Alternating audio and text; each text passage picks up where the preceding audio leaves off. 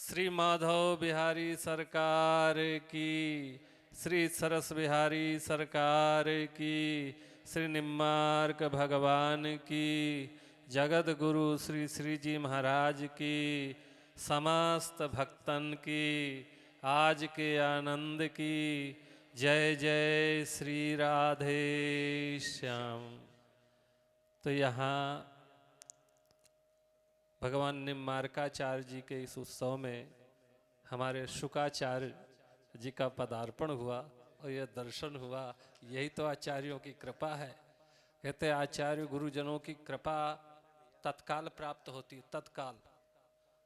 तो ये तत्काल ही प्राप्त हुआ। और महाराज जी का तो क्या कहना, उन आपका तो दर्शन ही गद आनंद कर देते। आनंद ये ऐसे ही है। और बचपन से हम महाराज के दर्शन करते आए, ये बाबा के आशीर्वाद से।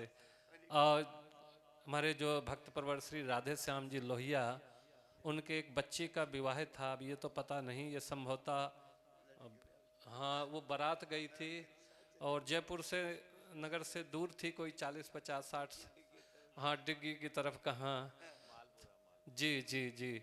तो मैं बाबा आए थे। यद्यपि बाबा शादी ब्याह में नहीं जाते, लेकिन अगर किसी का विशेष आग्रह प्रेम होते हैं, पर वो शादी विवाह में जल भी नहीं ग्रहण करते, तो वो स्वयं अपना जल, तो जल वल भरने के लिए मैं एक चेला के रूप में था। तो वहाँ महाराज जी पधारे। महाराज जी तो उन्होंने कहा, अरे चल छोरा, महाराज को प्रणाम कर, और तू ना जाने ये।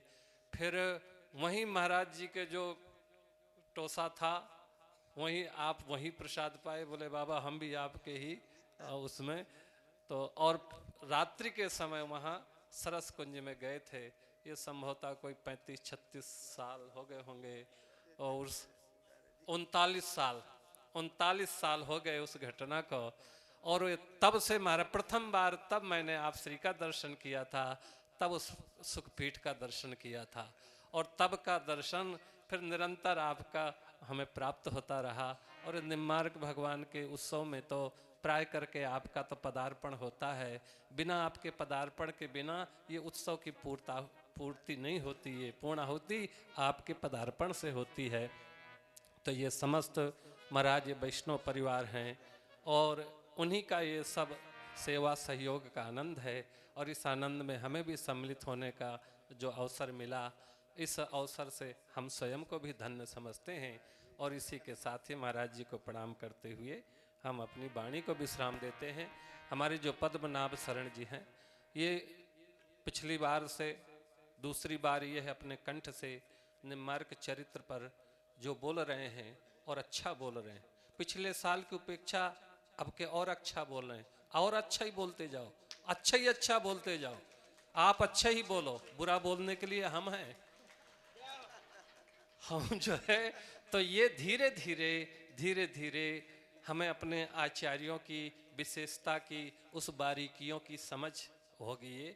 और ऐसी बात नहीं है, हमारे संप्रदाय में अच्छे अच्छे संत अभी विद्वान हैं, लेकिन उन विद्वानों को सहज पूर्वक समझ पाना, उनकी वाणी को हमारे लिए इतना सुगम नहीं होगा ये। तो ये जब उसके योग्य हो जाएंगे। आज भी डॉक्टर वृंदावन दास काठिया बाबा वो अस्वस्थ हैं और महाराज निम्मार्क जयंती मनाते हैं। मैं निवेदन करता, महाराज मैं नहीं सम्मिलित हो पाता। बोले आप भले ना हो, लेकिन फिर भी वो हमारा नाम छापते हैं। और बोले भाई प्रत्यक्ष से नहीं तो आप मन से उसमें वह करेंगे। वो इतना हृदय से हमसे प्रेम करते हैं।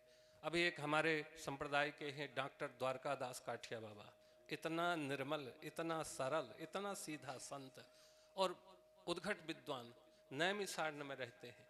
अभी आए थे तो हमने कहा आप यहाँ वृंदावन रहो, यहाँ कम से कम एक क्षेत्र ऐसा मिलेगा और आप लोगों, आपका जो वैदुष्य है उसका हम लोगों को फायदा मिलेगा। जो ग्रंथों का है प्रकाशन है, संशोधन है, प्रूफ रीडिंग है, तो ये तो उनको 10-12 साल वहाँ हो गए। ये तो ऐसे ऐसे विद्वान महापुरुष हैं और वो कृपा करने के लिए, सहयोग करने के लिए तैयार हैं। तो ये आचार्यों का, गुरुजनों का, महापुरुषों का, श्री जी महाराज तो उनका तो हम लोगों ने दर्शन किया, कितना कृपा, कितना आनंद प्राप्त हुआ। और आज भी उन्हीं का ही आनंद प्राप्त हो रहा है। अभी जब हम दर्शन करने गए थे तो वहाँ विराजमान थे महाराज, कल तक नहीं थे, आज विराजमान। और आज महाराज जी हमारे तो हमारे द्वय आचार्यों का आद पदार्पण हो गया इस निम्बार्क चरित्र के कथा के विश्राम में। और कल रास बिहारी का प्रादुर्भाव होगा, पदार्पण होगा, रास लीला का आनंद लेंगे। बोले निम्बार्क भगवान की जय। जय श्री राधे।